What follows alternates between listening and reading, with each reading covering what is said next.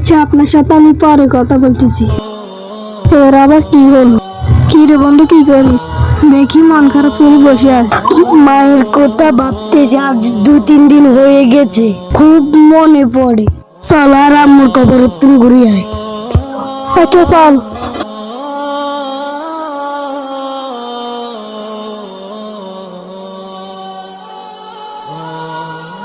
চল ভিতরে যাই।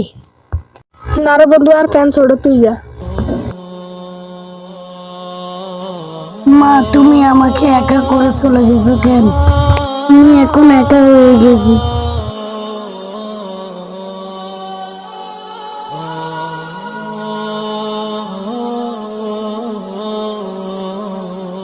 আচ্ছা, মন খারাপ করে চাই তো আসি, কান্দি চাই তো আসি, তুই আমার বাড়ির দিকে যাইস, চাই আসি।